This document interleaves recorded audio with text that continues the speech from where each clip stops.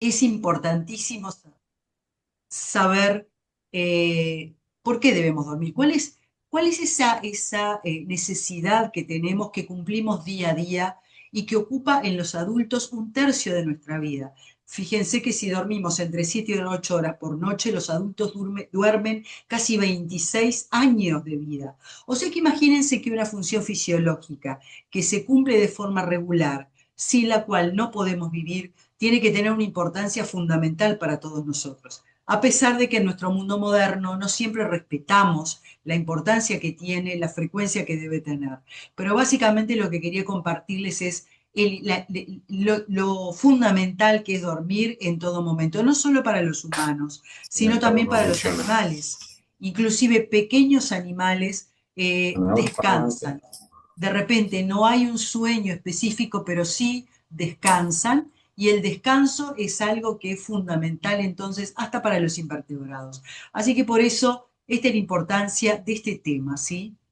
¿Qué pasa con el sueño? ¿Es solamente un tema del cerebro? No. En el sueño participa todo el organismo en un cambio. Es decir, no mantenemos fijo lo que está sucediendo, sino que cambiamos de conformación. Inclusive algunos especialistas en sueño dicen que vivimos en tres etapas diferentes durante nuestro percurso diario, digamos. Uno es en vigilia, otro es en una etapa de sueño que se llama REM y otro en una etapa que se llama no REM. Así que en una palabra, todo nuestro organismo participa.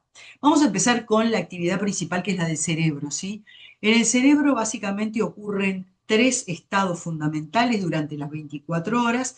Una es la vigilia, como está ahora ustedes, que espero que me estén escuchando, que todavía no se hayan dormido, por lo menos con mi charla, o que demoren un ratito más en dormirse. Estamos vigiles. ¿Qué es lo que pasa? Estamos atendiendo al entorno, estamos mirando lo que pasa, estamos escuchando. Nuestro cerebro está volcado hacia el exterior. Cuando comenzamos a dormir, entramos en distintas fases de sueño. Básicamente hay dos estados principales, uno se llama REM, el otro se llama no REM. El REM se llama así porque está caracterizado por movimientos oculares rápidos y se ciclan estos estados a lo largo de la noche de sueño en ciclos menores que duran alrededor de 90 a 120 minutos.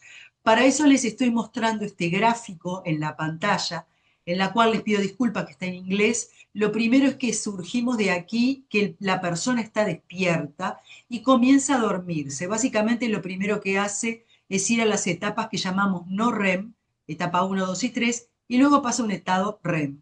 Todo esto es un ciclo de sueño y el ciclo se repite a lo largo de la noche.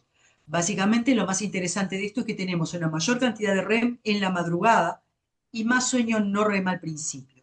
El sueño no REM es el más frecuente, ocupa entre un 75 y un 80% de la noche y el otro 25-20 es el REM. Pero eso es ideal. ¿Qué pasa con nuestro cerebro y con nuestro envejecimiento? Por lo menos lo que pasa a medida que crecemos. Acá tenemos el himnograma, que es esa misma gráfica que veíamos antes, para un adulto joven. Fíjense que de la vigilia comienza a profundizar el sueño en etapas no REM, que son muy abundantes, sobre todo al principio de la noche. Y acá tenemos estas rayitas para arriba, que son despertares, que son pocos, tres o cuatro durante la noche y una gran cantidad de sueño REM, que son estas barritas negras, al final. Cuando comenzamos a ser mayores, de 50 años para arriba, lo que está sucediendo es que nuestro no REM sigue existiendo, pero el profundo, que son las etapas 3 sobre todo y 4 empieza a disminuir en cantidad y sobre todo empezamos a fragmentarlo. Esto significa, ven que hay muchas barritas para arriba, significa que nos despertamos más veces que un joven y eso es normal en el cerebro. Hay que saber que igual que tenemos arrugas y canas, el cerebro en la parte del sueño tiende a una cierta fragmentación mayor cuanto más grandes somos.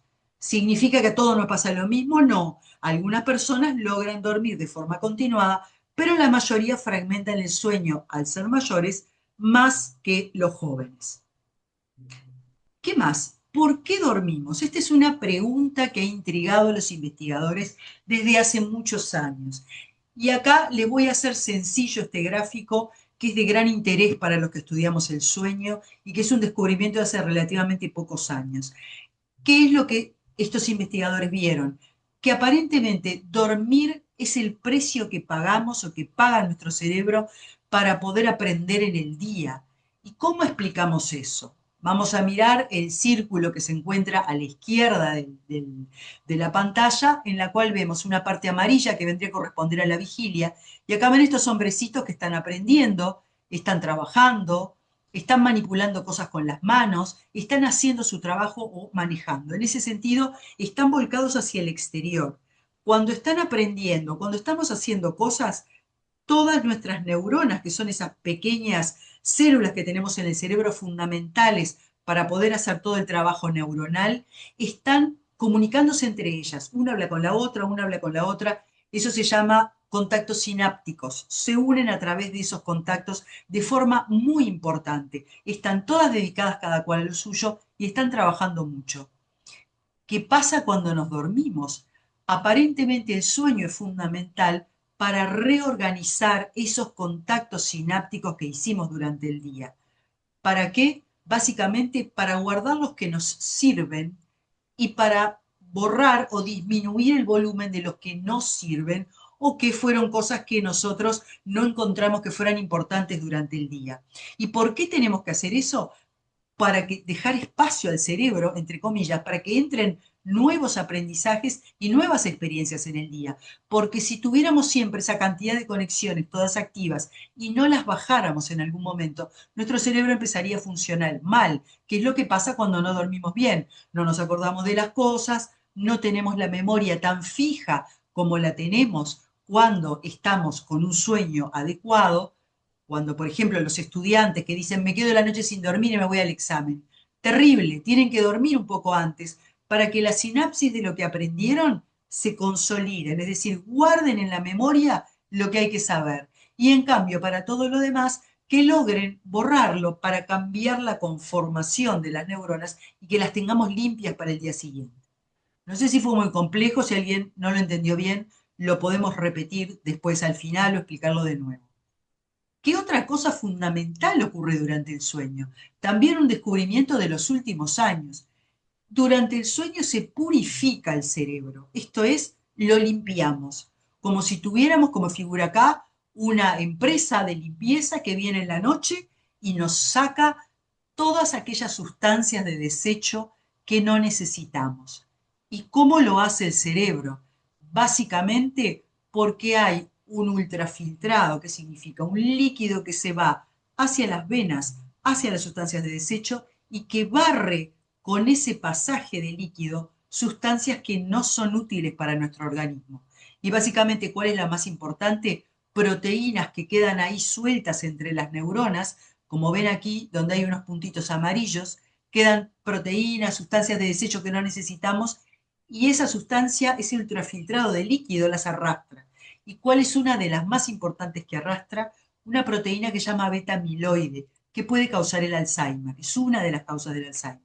Entonces ven lo fundamental que es para el cerebro dormir. ¿Por qué la naturaleza ha hecho que desde que éramos monos y nos bajamos del árbol y que todos los animales, sobre todo los mamíferos, que son los que le registramos el sueño, duerman?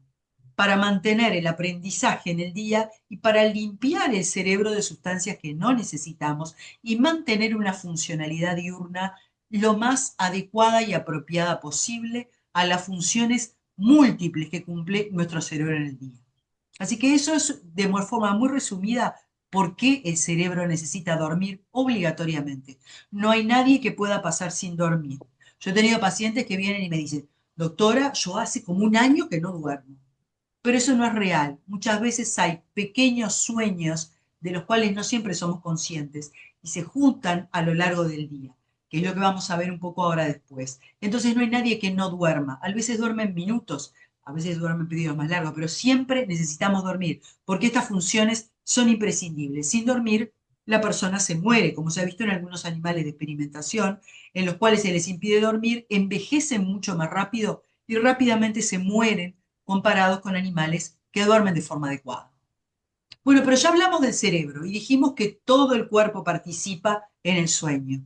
¿Qué pasa con el resto del cuerpo? Fíjense lo que pasa en el corazón, por ejemplo, y en los vasos sanguíneos, como por ejemplo en la presión arterial, ocurren cambios que son diferentes si estamos en el sueño REM o en el no REM. Durante el no REM, básicamente, que es la mayor parte del sueño, la frecuencia cardíaca es bastante estable, es decir, el corazón late de forma regular, no cambia mucho. También tenemos un latido un poco de menor frecuencia. Es como si el corazón descansara, a pesar de que no descansa nunca, porque está siempre, si descansa y se para, estamos fritos. O sea que debe estar todo el tiempo trabajando, pero durante el sueño no REM lo hace de forma más suave. El ritmo respiratorio es lo mismo. Respiramos en la noche de forma más suave durante el sueño no REM. Y durante el no REM hay una función muy importante que es producción de determinadas hormonas que son fundamentales para nuestro cuerpo y para nuestro organismo en general. Pero voy a mencionar una fundamental sobre todo para los niños, que es la hormona del crecimiento. Esta hormona se segrega ligada con el sueño no REM y que hace que los niños puedan crecer. Nosotros de adultos ya no tenemos más hormona del crecimiento, por lo menos no en la cantidad que lo tienen los niños, pero para los niños deben dormir bien por esta actividad de crecimiento. O sea que imagínense lo importante que es dormir las primeras horas cuando más se segrega la hormona de crecimiento. Tenemos otras neurohormonas que se segregan en la noche y que nos permiten mantener el equilibrio del organismo. Así que esto es porque el cuerpo también cambia durante el sueño. En el sueño REM, en cambio, la frecuencia cardíaca se vuelve más irregular. Si la persona tiene arritmias, es más probable que ocurran en ese sueño REM. Además, ocurren trastornos del ritmo respiratorio, algunos de los cuales se llaman apneas, la persona para de respirar, y eso también ocurre más frecuentemente durante el REM. ¿Qué otras cosas ocurren? Algo fundamental, como dijimos, aquel cambio que tenemos en la actividad de las neuronas hace que procesemos la memoria, pero sobre todo procesamos las emociones. Es decir, todas las cosas que para nosotros fueron importantes emocionalmente durante el día, las estamos procesando en la noche. Fíjense lo fundamental que es esto, que debido a que las emociones a veces nos superan, ocurren problemas como lo que llamamos estrés postraumático, que son revivir emociones desagradables que se tuvo por eventos que nos ocurrieron. Por ejemplo, la gente que está en la guerra. Por ejemplo, si a alguien lo robaron, si alguien fue atacado. Todo ese tipo de emociones muy fuertes y muy negativas deben de procesarse durante el sueño para que podamos de alguna manera superar el problema y superar el duelo. Cuando no podemos realizar esto porque no dormimos bien, entonces estamos en un problema y las emociones se desatan. No podemos gestionar nuestras emociones de forma adecuada durante el día debido a la falta de sueño. Y a todos ustedes les debe haber pasado. Durmieron mal un día y están con un humor, si tenés un humor de perro, le gritás a todo el mundo, estás irritable. ¿Y eso por qué sucede? Tal vez porque no durmieron bien y no se pudieron procesar las emociones del día anterior. El otro tema es la función digestiva, que también mejora durante la noche, y la temperatura corporal que debe bajar 1 grado. ¿Por qué debe bajar? Para permitirnos dormir mejor. Tenemos en el cerebro un termóstato que nos permite ver esto de las temperaturas y por eso cuando hace mucho calor dormimos mal. ¿Por qué nos despertamos todo el tiempo cuando hace calor? Porque nuestro termóstato no puede bajar la temperatura. Entonces no dormimos bien. Así que si quieren dormir bien, la temperatura debe estar más bien baja en la noche. Estar cómodo, obvio que no haga frío, pero que estemos cómodos. El calor no nos deja dormir bien. Bien, brevemente vamos a decir cómo regulamos el sueño. ¿Por qué dormimos de noche? Tenemos dos sistemas. Un sistema es un reloj circadiano, que él funciona todo el día dándonos la hora para dormir y la hora para despertar. Ese reloj circadiano está influido por la luz. Por eso, de mañana, mirar la luz nos despierta, como ven acá, en el sol está la línea negra que indica que estamos despiertos, con un buen alerta cuando nos despertamos. A medida que pasa el tiempo, están las flechas, estas violetas, que son el aumento de necesidad de sueño, lo que llama la presión de sueño. Cuanto más tiempo pasemos despiertos, más presión de sueño tenemos. Por eso, si una persona duerme mal de noche y hace una siesta, baja la presión de sueño y le es más difícil dormir de noche. Así que si duermen mal de noche, no duerman siesta, o que la siesta sea muy breve. Pero si duermo 2 horas de siesta de día, seguro no voy a dormir de noche. ¿Tá? Entonces, ¿esto qué pasa? Estas dos regulaciones se unen entre sí. O sea que hay que tener en cuenta la luz, hay que tener en cuenta la hora del día, la melatonina, que es una neurohormona que se segrega en la noche, es la neurohormona de la oscuridad que le informa a todo el cerebro de que tiene que dormir. Es otra importante neurohormona ligada al sueño. ¿Qué pasa si prendemos el celular antes de dormir? Solo 30 minutos de celular anula la secreción de melatonina en un 70%. Por eso los médicos siempre decimos, no prendas el celular, apaga el celular para poder dormir, porque si no, la melatonina no se segrega, entre otras cosas por las cuales hay que apagar el celular, ¿sí? Así que ya vimos la importancia de las funciones del sueño. Básicamente, el equilibrio hormonal, el sistema inmunitario que también se vuelve más fuerte durante el sueño, controlamos el hambre, hay neurohormonas que nos ayudan a no tener hambre durante el sueño y nos levantamos bien con ganas de comer, pero no con un exceso de deseos de comer como ocurre en una guardia para los médicos o cualquier persona que haga trabajo nocturno. De noche, si estamos despiertos, nos da hambre. ¿Y nos da hambre de qué? De carbohidratos, de sustancias que nos engordan. ¿Por qué? Porque nuestro cuerpo lo está interpretando como una señal de emergencia, de alarma. Estás despierto, no deberías estar despierto. Así que vamos a comer porque tal vez pasa algo y hay que tener energía. Por eso dormir nos equilibra todos esos neurohormonas. Así que recuperar, adaptarnos, consolidar, fundamental como funciones del sueño para poder vivir una vida mejor.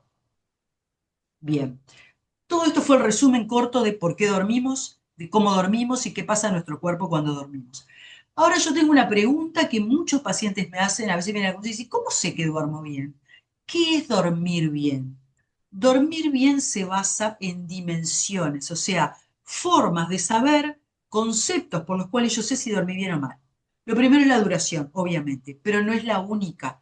O sea que dormir, como dicen, 7, 8 horas de sueño, no siempre es lo único que necesito para saber que mi sueño es bueno. ¿Qué tengo que saber? Por empezar, la duración varía con la edad. Y segundo, hay cosas que son un poco personales. Las 7 8 horas es un promedio poblacional. Hay gente que duerme un poquito más y es normal. Y hay gente que duerme un poquito menos y también es normal. No mucho menos, un poquito menos. ¿Qué tenemos que saber también? La eficiencia. ¿Qué es la eficiencia? Es que nos dormimos rápido, nos mantenemos dormidos y nos despertamos muy corto periodo de tiempo y rápidamente podemos volver a dormir. Ese es un sueño eficiente. Más o menos se calcula que tenemos que estar más de un 85% del tiempo que pasamos en cama, deberíamos de estar dormidos. Entonces es un sueño muy eficiente. Si está por debajo del 85%, el sueño no es eficiente. ¿Qué otra cosa es la dimensión del sueño? La regularidad. Tenemos que dormir con los relojes de forma regular en un horario habitual y un despertar también en un horario habitual, y eso es una medida también de sueño saludable. Si tengo sueño a cualquier hora, si no me puedo dormir a la hora habitual, si, en fin, si tengo otros desarreglos, desajustes del reloj o de las situaciones biológicas, también la regularidad es una dimensión del sueño. Otra cosa que nos dice cuán bien dormimos es cómo nos sentimos de día. ¿Estamos bien de día? ¿Nos despertamos y estamos alertas? ¿Tuvimos un sueño que se llama reparador? ¿Me siento bien de día? Entonces dormí bien de noche. Si duermo 6 horas y media, por ejemplo, y de día estoy bien y no tengo sueño y no me tomo 2 litros de mate, porque están los enmascaradores, ¿no? Hay gente que dice, yo me siento bárbaro de día, todo bien, pero resulta que tomaron 40 cafés, 2 litros de mate. Entonces esa gente lo que hace es combatir la somnolencia, pero no están realmente alerta. Cuando estoy alerta, cuando no necesite tomarme una gran cantidad de sustancias, mate, café, y de todas maneras me siento bien. Y lo otro es la calidad, que es lo mismo un poco. La calidad es la satisfacción con mi sueño nocturno. Me levanto y me siento bien, satisfecha con lo que dormí, entonces el sueño fue bueno. No solo la duración, todos estos parámetros. Y después la oportunidad, es decir, le doy un ejemplo, una mamá con niños pequeños que está mamantando. De repente, si la dejo dormir, puede dormir la duración que quiere, duerme todo el tiempo, se duerme rápido, se mantiene regular, pero no tiene oportunidad de dormir bien. ¿Por qué no? Porque tiene que levantarse a amamantar al niño. Entonces, esa señora no duerme bien, a pesar de que lo podría hacer si tuviera la oportunidad. O sea que tenemos, cuando hacemos un interrogatorio, los médicos que trabajamos en sueño, hay que saber muy bien qué es lo que está haciendo esa persona y si tiene oportunidad de dormir o no. ¿Cuánto debemos dormir? Este gráfico es hecho sobre una población de 50.000 personas en Estados Unidos en 2015. Les preguntaron a todas las edades, ¿cuánto duerme usted? No si está bien o está mal, sino cuánto dormían para ver cuál era el promedio. Y básicamente lo que les quiero mostrar es lo de, bueno, los niños duermen mucho a medida que pasa el tiempo, duermen menos, pero siguen durmiendo mucho. Los adolescentes necesitan muchas horas de sueño y duermen mucho menos debido a que están todo el tiempo con pantallas o salen o tienen un trastorno del ritmo circadiano que es frecuente a esa edad. Pero los adultos necesitamos entre 7 a 9 horas de sueño, 7 a 8 adultos mayores de 65 años. Les llamo la atención sobre las cajitas turquesa que hay arriba y abajo de las azules. Esos son lo que llamamos desvíos estándares en estadística. O sea, era lo que yo les decía, 7 a 9 horas en un adulto es lo recomendado. Y si duermo 6 horas 45 y me siento bien de día, soy regular, tengo buena calidad, me siento que estoy bien alerta, ¿dormí mal? No, porque la duración es uno de las dimensiones. Tenemos que considerar las otras. El sueño es realmente una actividad compleja del cerebro y del organismo. Por eso es que incluye muchas formas de evaluar si dormí bien, dormí mal y cuánto debo dormir. Bueno, los que hacemos sueño usamos este manual, es la clasificación internacional del sueño, no es para mostrárselo, sino para decirles que hay 70 a 90 patologías del sueño. Es una especialidad en Estados Unidos y en Europa, es una especialidad. Acá es una subespecialidad de otras especialidades. Por ejemplo, los neurólogos, algunos podemos tener esta subespecialidad, los neumólogos, otorrinos, hay otros médicos que tienen la especialidad del sueño. Y brevemente les voy a comentar sobre las patologías más frecuentes. Solo es un pantallazo porque esta idea era ayudar a dormir mejor y ver la relación con salud mental. Y aparte por el tiempo, para no pasarme mucho de tiempo. Lo más frecuente es el insomnio, no poder dormir bien de noche, no poder empezar a dormir o despertarme. Lo segundo es roncar de noche. Muchas veces la gente dice qué bien que está durmiendo porque ronca y en realidad no es así. Quienes roncan no están durmiendo bien porque pueden parar la respiración y tener apneas del sueño. Por eso es muy importante consultar en todos aquellos pacientes que roncan y que la señora o el esposo, si es una señora, el esposo o la persona que duerme con ellos en la cama, lo siente detener la respiración. Otra cosa son los movimientos de las piernas. A veces hay gente que no puede dormirse porque tiene un disconfort en las piernas que se llaman piernas inquietas. Esto también es muy frecuente, sobre todo en personas mayores, personas con diabetes, personas con trastornos renales, así que es uno de los trastornos más frecuentes. Y el otro son las parasomnias, entre las cuales, con ese nombre raro, les digo los nombres comunes, sonambulismo, pesadillas, gritos en la noche, todo ese tipo de circunstancias que también son frecuentes y alteran el sueño. O sea que si sienten cualquier tipo de alguna de estas cosas durante la noche, lo ideal es que consulten a un médico. Bien, y ahora llegamos a todo lo que sabemos de sueño hasta ahora, cómo es el sueño normal, cuáles son las patologías más frecuentes, qué pasa con la salud mental y el sueño. Como saben, Uruguay, a pesar de que hace poco salimos en un ranking del país más feliz de Latinoamérica, sin embargo, tenemos la tasa de suicidio de jóvenes y adolescentes más alta de Latinoamérica. Las depresiones son muy importantes, hay muchos problemas de salud mental, entonces realmente hay que poner énfasis en todo lo que está alrededor de la salud mental. ¿Qué es lo que está pasando con las personas de nuestro país? Que la salud mental está realmente siendo un problema epidemiológico grave. ¿Y cómo juega el sueño en esto? En primer lugar, destacar que el sueño y la salud mental son un círculo vicioso que se influencian unos a otros. Miren, acá vamos a empezar el círculo en esta parte celeste. ¿Ven el mouse que muevo, no? ¿Se ve el mouse? ¿Sí? Está. Entonces, esta parte de acá es lo que pasa con la salud mental en declive. Digamos que alguien tiene un problema de salud mental, está deprimido. Está. Empieza a dormir mal, tiene un sueño insuficiente. ¿Por qué? Porque el problema de salud mental le ocasiona el insomnio. Los problemas de salud mental están casi siempre, les diría yo, asociados a algún tipo de trastorno de sueño. Pero ¿qué pasa cuando duerme poco esa persona, además de tener el trastorno de salud mental? Está cansado de día, tiene dificultad para concentrarse y dificultad para relacionarse con las otras personas, contesta mal, está irritable, no se siente bien. Eso lo preocupa, empieza a rendir menos en el trabajo y entonces la salud mental se agrava todavía más. O sea que fíjense que partiendo de esto, debido al sueño insuficiente, es un círculo del cual la persona tiene que salir, porque si no duerme bien, esto se agrava aún más.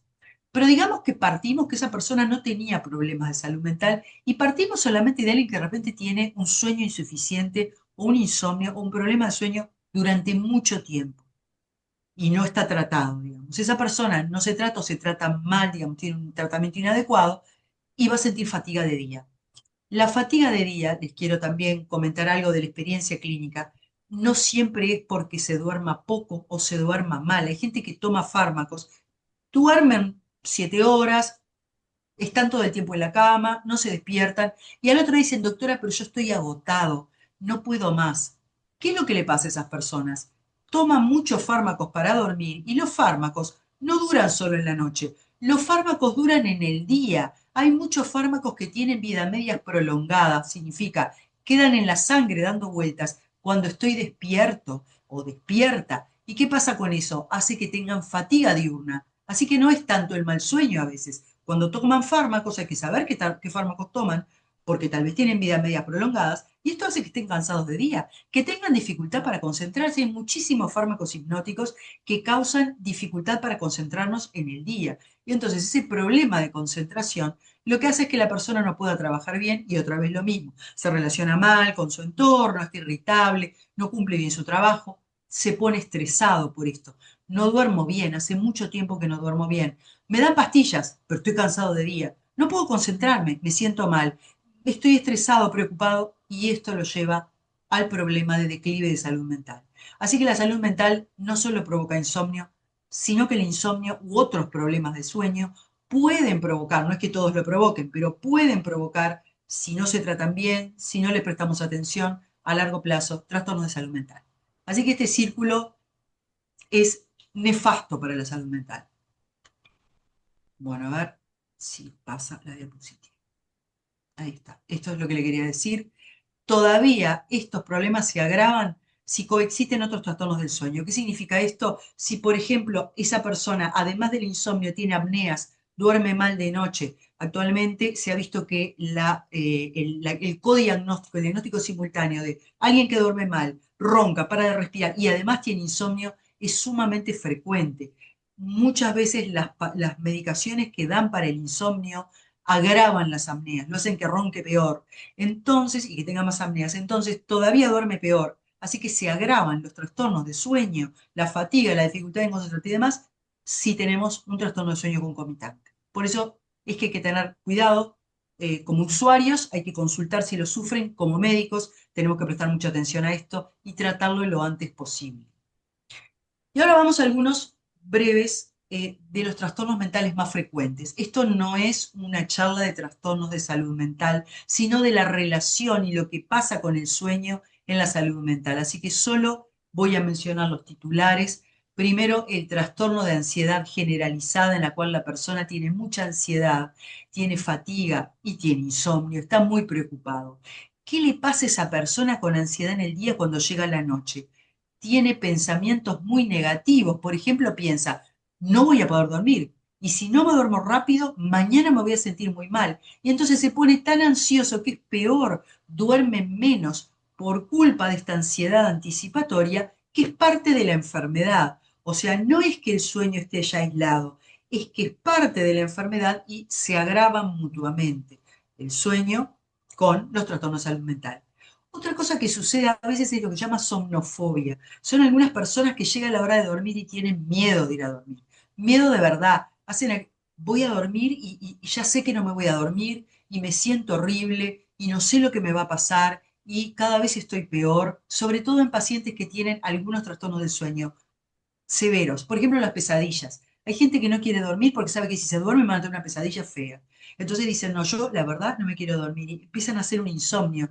Y cuando se duermen, por la forma en que actúa el cerebro, tienen mucho sueño REM, que es donde ocurren los sueños y las pesadillas. Entonces es peor. Cuando están agotados y se duermen, tienen un montón de sueños feos, o sea que todavía tienen más pesadillas. Se vuelve en un círculo vicioso. El dormir mal agrava la ansiedad al día siguiente, por lo que vimos recién durmió mal, se siente fatigado, está todavía más ansioso, no puede cumplir. Como ven, el círculo vicioso es parte del trastorno de ansiedad generalizado. La depresión, en la cual, como sabemos, hay un sentimiento de tristeza, un sentimiento de desvalorización, tanto en mujeres como en hombres, aunque es un poco más frecuente en mujeres en general, y en 80% de personas con depresión está alterado el sueño. O sea que en general, si hay alguien deprimido, también tiene un trastorno del sueño. El grado es variable. Hay personas deprimidas que tienen poco trastorno del sueño, hay unos que tienen mucho, y hay otras personas que empiezan con el trastorno del sueño y desarrollan una depresión en el transcurso del insomnio.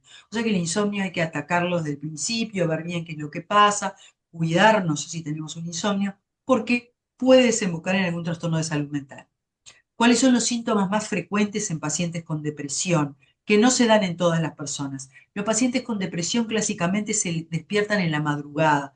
Por ejemplo, a las 3, 4 de la mañana dicen, yo dormí bien, me duermo bárbaro, pero a las 3 de la mañana me quedo como si me hubiera despertado totalmente alerta y empiezo con pensamientos ruminativos, que se llaman negativos. Es decir, empiezo a pensar cosas feas, cosas malas. Me va a ir mal en el trabajo, tal persona en el trabajo me odia, mi jefe me odia, no sé, estoy solo, sola, no tengo amigos, no, estoy gordo, gorda, en fin, todas las cosas malas las pensamos en la noche porque el cerebro tiene algo por lo cual sus pensamientos son mucho más negativos en la noche, en la mitad de la noche. Se llama catastrofización. Es un nombre un poco difícil, pero catastrofizamos, hacemos las cosas catastróficas en la mitad de la noche. Cuando llega el día y viene la luz, nosotros mismos pensamos, ah, pero aquello que me pareció de noche no era tan así. De repente yo puedo encontrar una solución. Voy con no estoy tan gorda. De repente voy al gimnasio, puedo empezar una dieta, puedo ir a la nutricionista. Entonces busco soluciones cuando hay luz y es de día. Pero de noche las cosas son terribles. Me engancho en una espiral de pensamientos negativos y mucho menos puedo seguir durmiendo. Entonces, ahí es donde estamos realmente en un problema con esos despertares precoces. También la persona con depresión tiene lo que llamamos hábitos desadaptativos. ¿Qué es esto? Son hábitos que no ayudan a dormir. Por ejemplo, como están muy tristes, miran televisión a todo volumen, tienen acá el celular, allá la televisión, se tomaron todas las pastillas y esperan a que la pastilla me tumbe, que la pastilla me golpee. Y en realidad eso es peor, porque cada vez aumenta más la cantidad de fármacos, pero están al mismo tiempo inhibiendo la secreción de melatonina con la luz, están impidiendo dormir, hay que dormir, ¿se acuerdan? En oscuridad, en silencio, estamos teniendo ruido, luz, cosas que son adictivas como el celular, el Instagram, el TikTok y el WhatsApp son adictivos, como si tomáramos droga.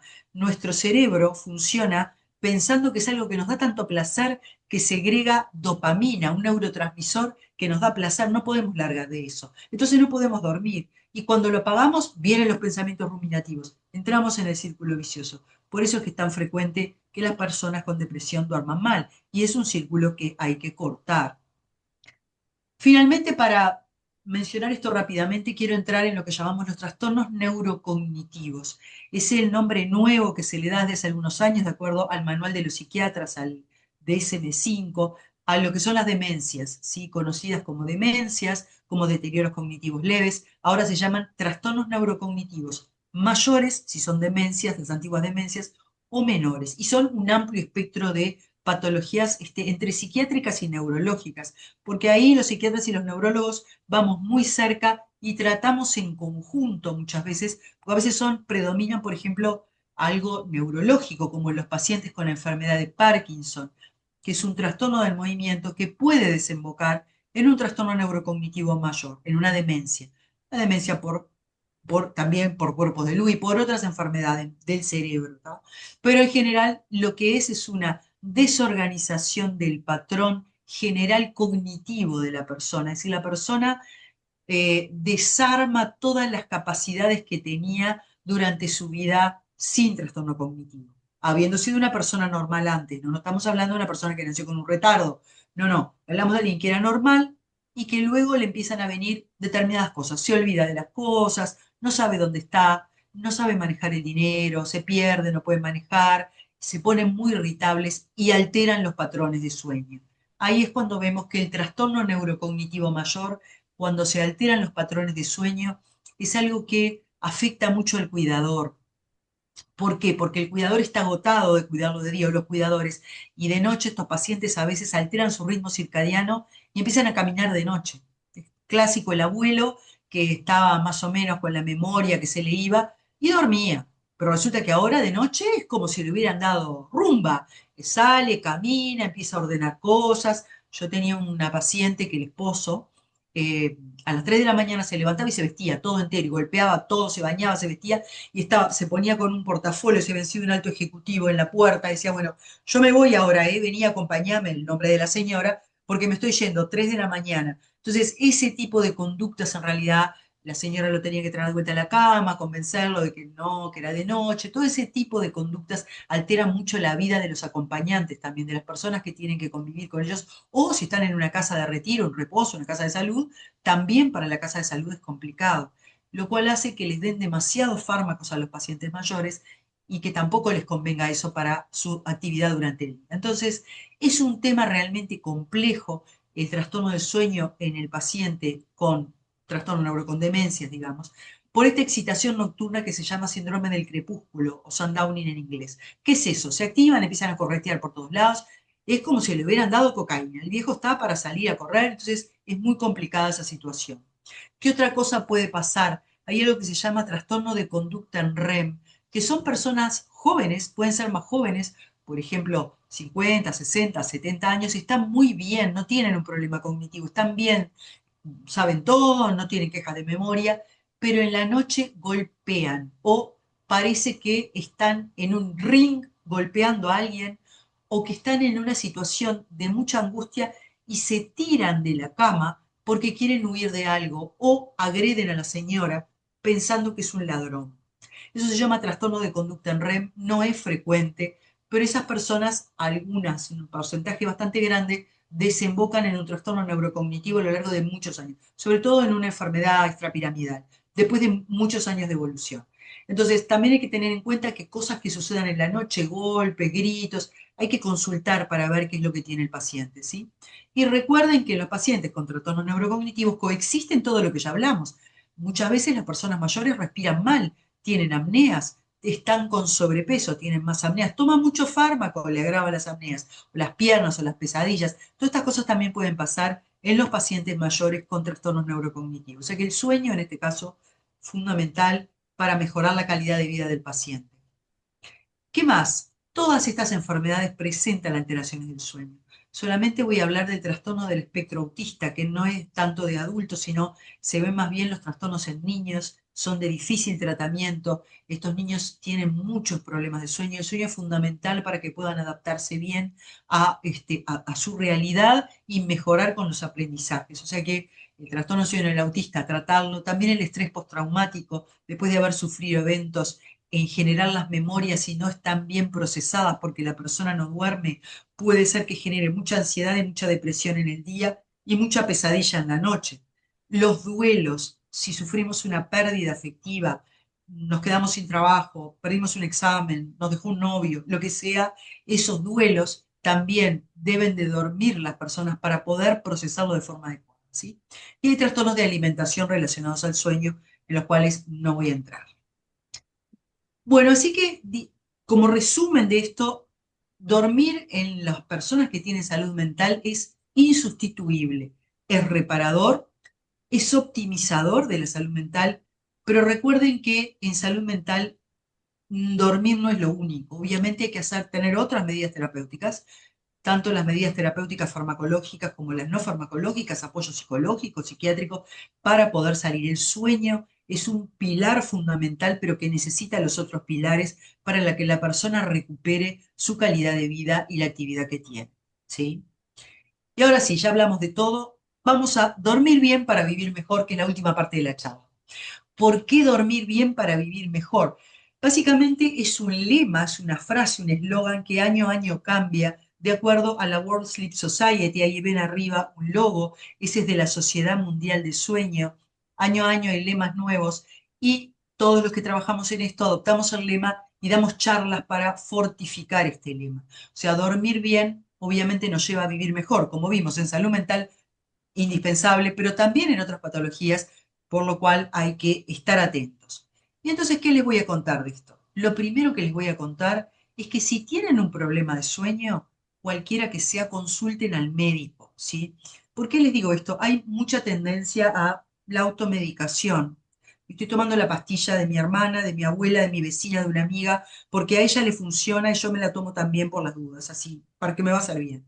Y hay que saber que los fármacos en general son individualizados. damos un fármaco para esa persona, para la patología de esa persona. No, no sirven muchas veces para otros casos. Entonces hay que consultar para que individualicen el caso y que veamos realmente cuál es lo que podemos aportar con cada fármaco. Y además hay patologías que necesitan estudios especiales y hay un montón de variables dentro de una especialidad. Así que en realidad lo que sobre todo quiero dejarles como mensaje es no se automediquen, consulten al médico, porque automedicarse después lleva a aumentar la cantidad de fármacos y no sirve y no a enfocar el problema que hay, ¿sí?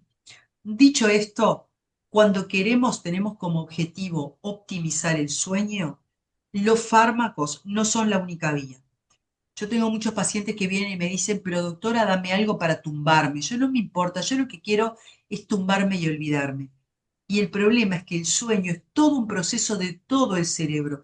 No es solo que un fármaco nos tumbe, como dicen habitualmente, sino que también tengamos otros abordajes. Son dos vías, como ven acá. Son dos carreteras que son paralelas, las dos van hacia el mismo lado, cuyo objetivo es optimizar el sueño.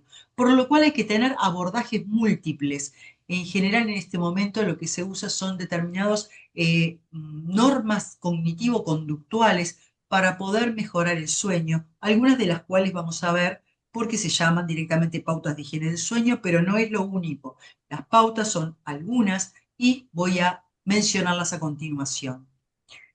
¿Qué es? Básicamente es saber, con todo lo que les hablé del sueño, que el sueño necesita un tiempito para formarse y desarrollarse de forma adecuada. No podemos pasar de una estimulación full, estoy trabajando, estoy mirando un partido de fútbol, estoy hablando con mis amigas, estoy comiendo un montón, y de ahí decir, me acuesto y plá, empecé a dormir. A alguna persona le pasa, pero no es lo más frecuente. ¿Qué es lo más frecuente? Que necesitemos un periodo para bajar las revoluciones, como decimos. ¿Qué es bajar las revoluciones? Es lograr que la melatonina se segregue, lograr que nuestras neuronas empiecen a quedarse más calmas, que no haya reacciones de alerta, de alarma, que no nos despierte la luz del celular ni la estimulación cognitiva del celular, que les recuerdo es como si estuviéramos tomando una droga. Entonces, por eso necesitamos una rutina de sueño más o menos una hora antes de dormir. ¿Y qué es lo que decimos? Por empezar, evita las pantallas. Estate en un ambiente adecuado. Empiezo por acá abajo. Si evita las pantallas, estate en un ambiente adecuado, sin luz, sin sonidos, cuando vas a dormir. Antes podés tener un sonido suave, la luz de una lamparita, no te ilumines con una luz enorme, no estés con la pantalla 55 pulgadas encima que te está dando luz y estimulación. Actividades de relajación, tomar un baño caliente, una aromaterapia. Ejercicio físico regular de mañana, no de noche, ¿sí? El ejercicio debe separarse de la hora de dormir por lo menos 4 horas, en la mayor parte de personas. Ustedes me van a decir, ah, pero yo hago ejercicio y duermo bien. Genial. Si duermen bien y no toman fármacos, pueden hacer lo que quieran. El otro día justo estuve en una charla hablando un poco de lo mismo. Me decía, no, pero yo, no sé, mi marido toma 2 litros de café y duerme. ¿Toma pastillas para dormir? No. Entonces que siga tomando el litro de café es libre. ¿Por qué? Porque todos tenemos una variabilidad interindividual a los estímulos. Hay algunos que respondemos al café con taquicardia, o nos ponemos muy nerviosos, ansiosos, o nos despertamos mucho. Y está bárbaro, porque ese es el efecto del café. Pero hay algunos que tienen los receptores un poco diferentes y no reaccionan de la misma manera. Entonces de repente el café no los despierta, y tampoco los despierta de noche. O tienen un buen ritmo de sueño, están muy cansados y se duermen rápido. Entonces, no nos comparemos con otras personas. Cada cual individualicemos las necesidades y el ejercicio en general tratamos de dejarlo para la mañana o para horarios más tempranos. Cena liviana, gente, no coman mucho y se acuesten.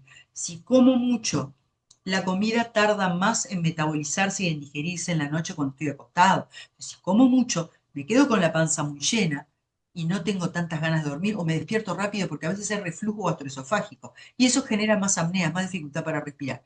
Entonces, cena liviana separada en general 2 horas de la hora de dormir.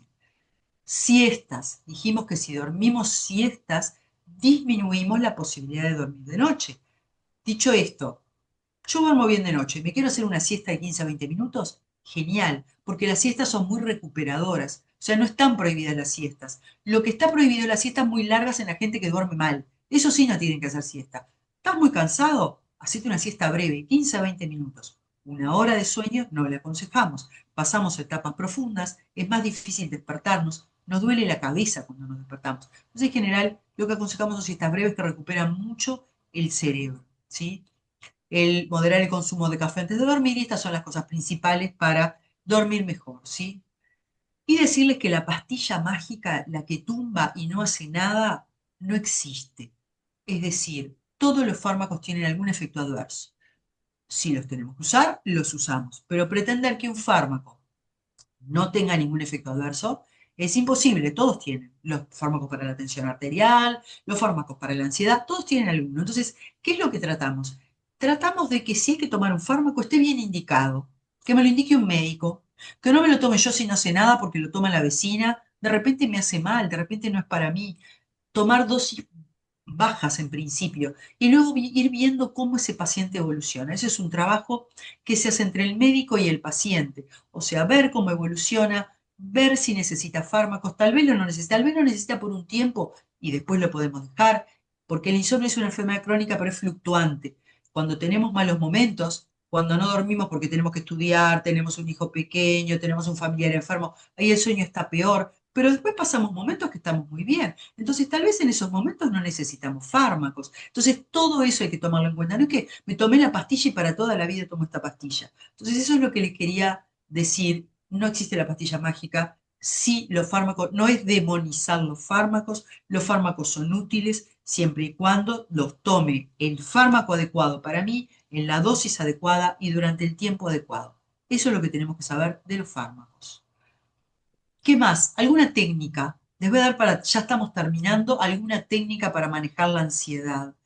¿Cuál es la técnica uno? En primer lugar, lo que nos pasa es que nosotros pretendemos cenar un montón, con la panza llena, estoy cansado, me voy a dormir y no cerré el día, me quedo pensando en lo que tengo que planificar para el otro día. No planifiquen en el rato antes de dormir, eso se planifica mucho antes, de tarde temprano, en otro momento. Pero cuando están en la media hora o en la hora antes de dormir, traten de dedicarse a dormir, no a la planificación específica de lo que tienen que hacer al otro día. Eso es una de las cosas principales. Otra técnica importante es la de Sócrates. Conócete a ti mismo. ¿Qué significa esto? Si a mí me molesta el aire acondicionado a todo volumen, pero a mi compañero o compañera de cama le gusta porque tiene calor y no me hace bien, tal vez tengo que pensar en dormir en otro lado, que no está mal, es solo para dormir, el sueño es un acto individual y de repente puedo estar durmiendo en otro cuarto, tranquila, con el aire acondicionado sin aire porque no me gusta. O otra cosa que a veces pasa es el compañero o compañera de cama ronca y la persona se despierta por el ronquido del que está al lado. Y el señor o la señora no se quieren ir a tratar. No, yo no ronco, yo no me escucho, así que no ronco. Pero el que lo escucha es el que está al lado. Y la persona de al lado duerme mal. Entonces, conócete a ti mismo. ¿El ronquido te molesta? Toma solución. El aire acondicionado, mascotas. Las mascotas no deberían dormir dentro de la cama de la persona, porque por más que les tenemos mucho afecto, las mascotas nos despiertan. Los gatos son animales nocturnos, van de un lado para otro caminando y me saltan encima y me despiertan. Entonces, tengo que saber todas esas cosas y conocerme a mí misma, ¿sí? Y lo otro es que lo que hay que crear es una rutina de sueño personal, es decir, algo que a mí me haga bien, que yo me sienta bien. Hay gente que le gusta la aromaterapia, hay gente que le gusta hacer meditación, leer un libro, siempre y cuando no sea en el celular, leer un libro que tranquilice, no un libro que me deja enroscado con la novela y después no lo puedo largar. O sea, hacer algo que me sienta cómodo en la media hora antes de dormir, que es lo mejor que podemos recomendarles para esta situación, ¿sí?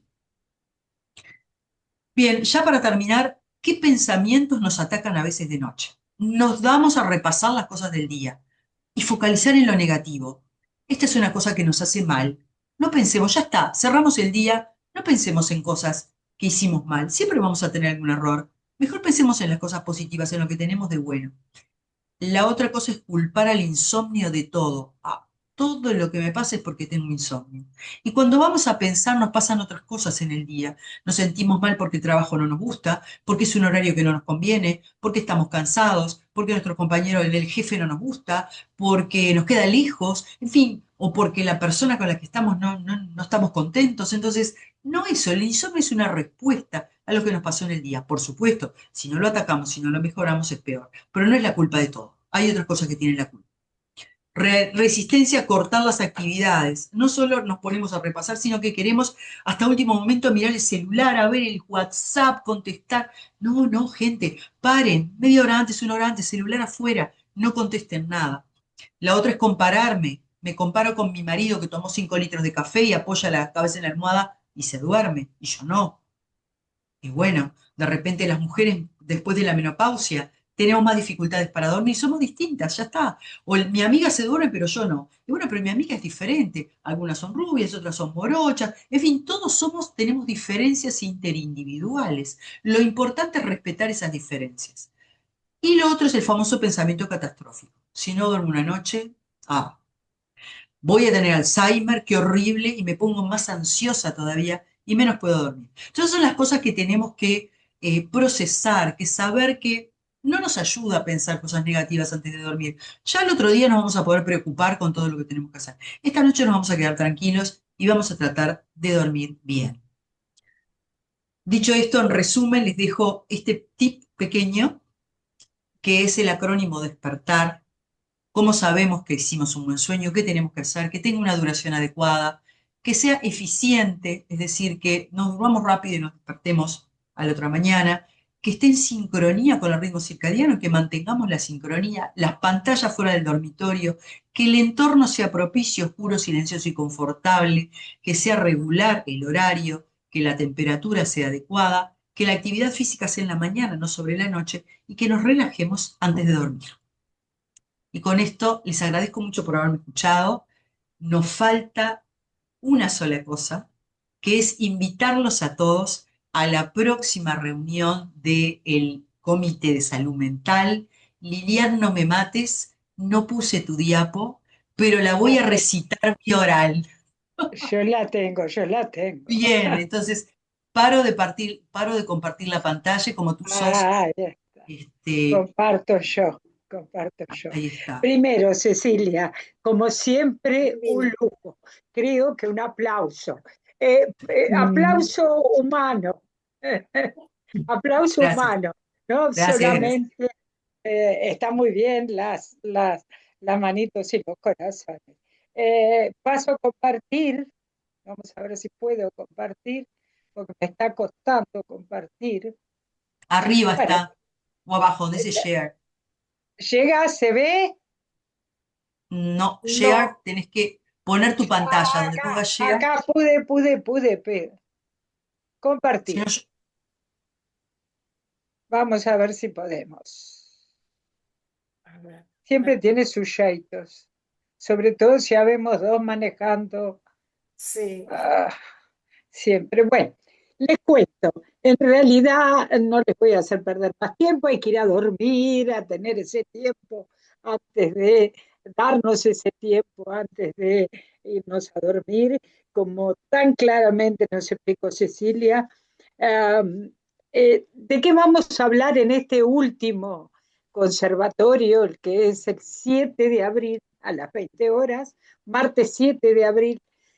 Vamos a hablar de las fortalezas. Los humanos tenemos muy claramente determinado que hay una serie de trastornos, los que vimos con Cecilia y muchos otros más, que refieren a nuestra parte enferma. Ahora, hace unos 20 y tantos años empezó a trabajar fuertemente porque las personas, además de esa parte enferma, tienen una parte que lo sostiene. A veces decimos, pero bueno, con todo lo que le ocurre igual está pudiendo con las circunstancias. Bien, ahí apareció todo el estudio de las fortalezas. Y eso es lo que vamos a tratar de dilucidar juntos para, aquí está, muchísimas gracias Cecilia. Eh, Eso es lo que vamos a tratar de dilucidar juntos, a ver de qué va eso, porque eso se puede promover también.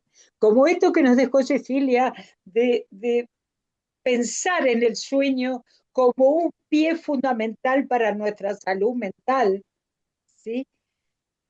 Ahora vamos a verlo desde el lado de esas cosas positivas, esas virtudes, esas fortalezas, esas capacidades que tenemos de sobreponernos a la adversidad, aunque no lo parezca a veces, y aunque a veces parece que bajamos los brazos. Entonces, los esperamos el 7 de abril a las 20 horas, como hoy por Zoom. Allí está el líder de la reunión, lo van a recibir en sus clubes, y si no, nos contactan. La idea es hablar de esas fortalezas y ver un poquito los ejemplos y algunas cosas sencillas que podemos hacer para promoverlas, y significa darnos unas vacunas eh, para la salud mental. ¿Sí? Cecilia, nuevamente, un lujo, un lujo. Bueno, Y a todos, muchísimas gracias. Un lujo, sí. como nos tenés acostumbrados. Un lujo. Gracias a todos por estar. La verdad tuvimos una muy buena concurrencia y la verdad que hasta Muy ahora que buena, estamos todos cansados, muchas gracias por estar. muy buena, muy buena. Hasta la próxima. Gracias, Cecilia. Chao. Buenas Gracias. Gracias. noches. Gracias, Cecilia. Chao. Gracias. Gracias. Chao, Gracias, chao. Cecilia, gracias a todos. Chao. Gracias. Excelente la presentación, Ceci, como siempre. Muchas gracias. Excelente, excelente. Chao, chao. Pongamos en práctica. Muy Sí, bien, muy bien. descansen. Gracias. Chao. Hay muchas preguntas para después, en algún otro momento. Claro, porque se me hizo muy largo, yo hablé demasiado, No, entonces no, no me tuvimos. ¿No? encantó todo lo que dijiste, Perfecto. espectacular. Para Pero siempre hay otra. algunas cositas que uno quiere preguntar. Está Ya lo bien, veré. abrimos otra para preguntas. Besitos. Chao, chao. Chao. Chao. Gracias.